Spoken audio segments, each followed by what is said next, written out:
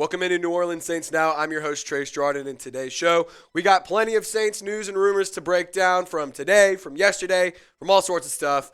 But we got to start off with the biggest story around the NFL. Tom Brady, one of the greatest of all time, has retired. He announced his retirement yesterday, and assuming he doesn't unretire again, lots of teams will need to figure out a plan at quarterback, such as the Raiders, the Niners, the Colts, Titans, all teams that were somewhat kind of linked to Brady. Brady has also been heavily rumored to play on multiple teams if he were to come back in 2023, like the ones I just mentioned. But notably, I want to break this down. So it impacts the NFC South. It impacts the Saints because obviously Brady was on the Bucs. So if you look at the current quarterbacks, it's disgusting. I mean, it's just atrocious. Desmond Ritter is QB1 likely going into next season for the Falcons. Kyle Trask right now is the QB1, I guess, on the Bucs roster. Jameis Winston, Andy Dalton. You have Jameis Winston under contract. Andy Dalton's a free agent.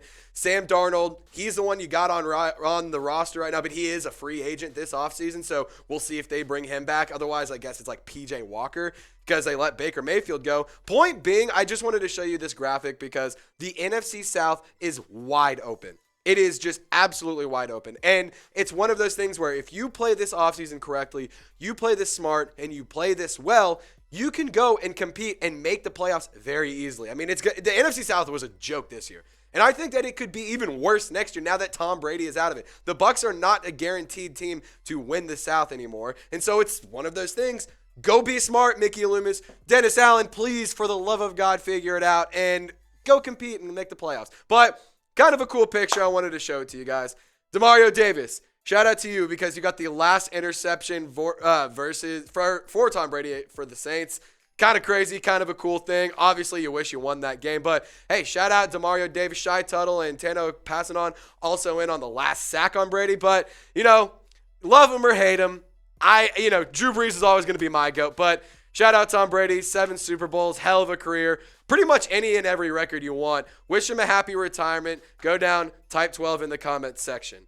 Now, we're also in the midst of a sub-battle with Vikings Now at Chat Sports. And we are less than 100 away from 11K. And if we can hit it on this video, I promise we'll have something crazy on the next video for you guys. But subscribe for Saints news, rumors, offseason stuff. It's going to get crazy. We're trying to take down the Vikings now and beat them to 15K.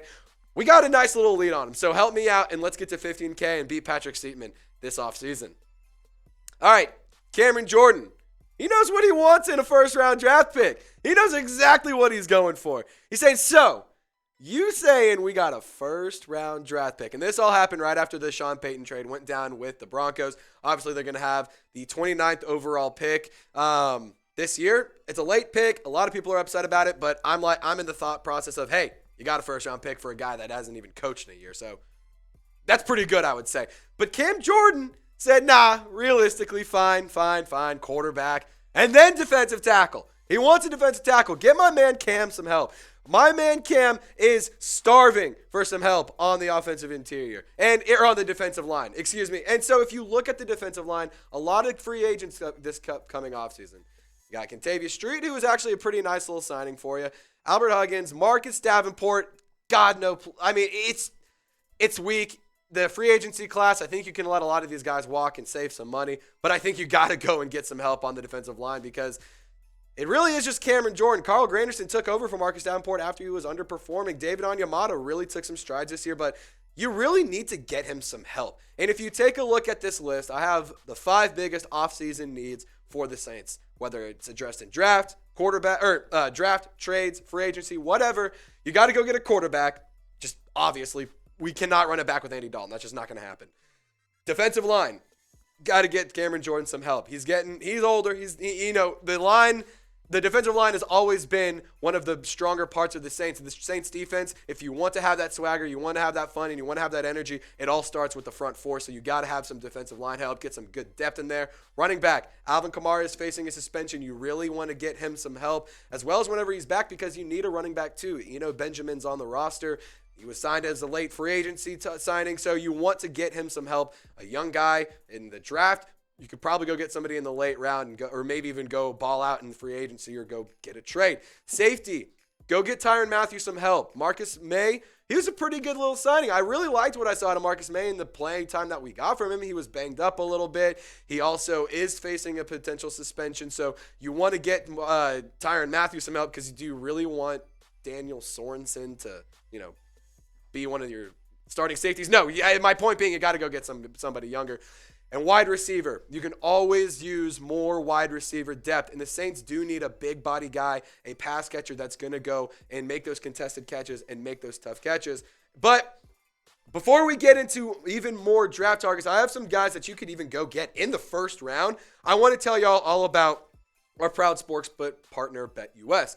You can get started with an 125% deposit bonus if you put in $100 at chatsports.com/bet. Use promo code CHAT125. Like I said, $100 down. They give you $125 to game. What that means, you have $225 of lettuce to lay down on whatever you want throughout the NFL offseason. You want to bet on baseball, basketball, college sports, boxing, UFC, whatever. They got it for you. Go get started. Chatsports.com/bet. Use promo code CHAT125. All right, so I have some first-round draft targets on the defensive line especially. Siaki Ika, I've talked about him to an extent, to a great extent. Really big guy, takes up a lot of double teams. He's a big run stopper at 6'4", 358 pounds. Former LSU Tiger, now Baylor Bear, could really line up next to Shai Tuttle or David Onyemata and clog up the middle and take away that interior run and really wreak some havoc. Bryan Bresee. The guy was a dog at Clemson. He did have some injury issues. That is something that you have to be aware of. But when he played, he was very, very talented. Isaiah Foskey, this is incredible. 45 tackles last season, 11 sacks, and 6 forced fumbles. The guy knows how to play the game of football, and he is a baller.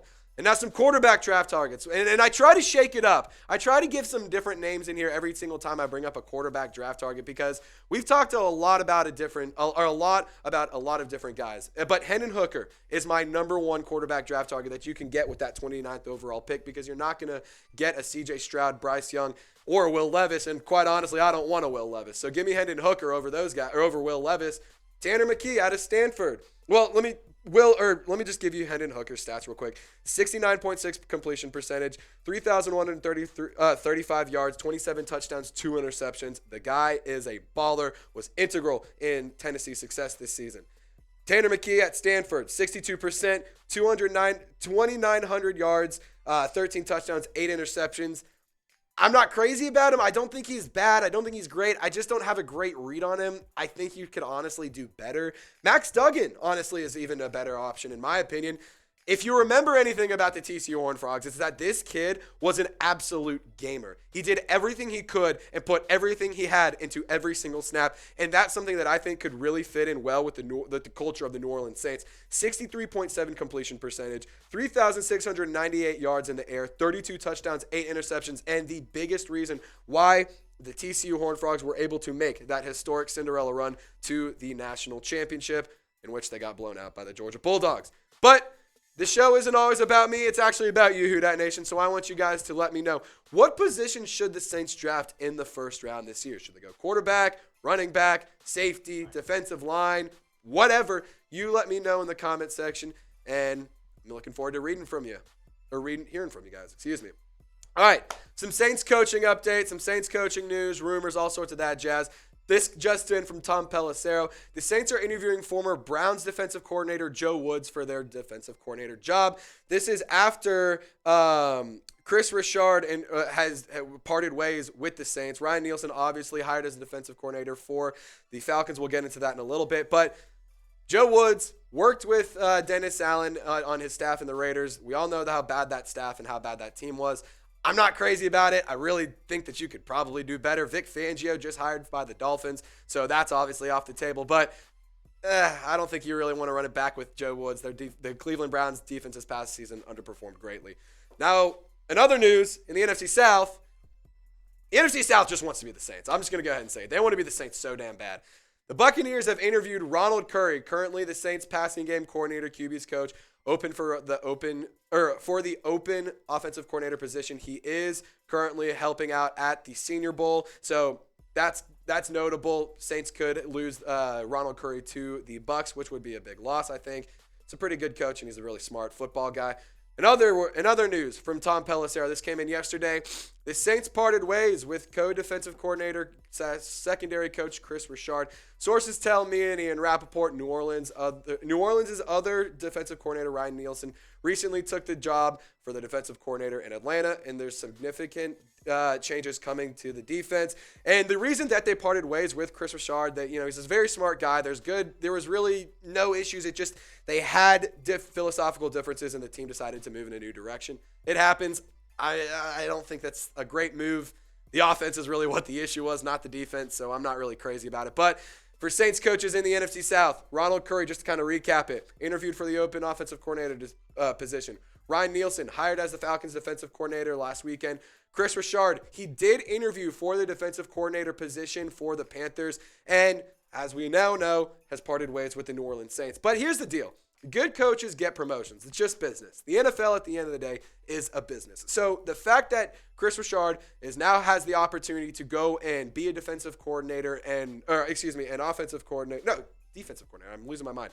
Now he has the opportunity to move up and get a promotion. He will be able to take his career to a new level, and honestly, the Saints were a big reason for the fact that he is now at that spot. So congrats to all the coaches that are moving on and doing their own thing and getting promotions from co-coordinators to now full-time coordinators. But if you bleed black and gold, no matter what, this offseason is going to be crazy. A lot of wild things are happening. I'm going to be here to break it down for you all offseason. Be sure to subscribe. Go down and type Who Dat. Turn on your notifications. Hit the thumbs up icon. Who Dat Nation, it's always a pleasure. Y'all stay golden. I'll catch you next time.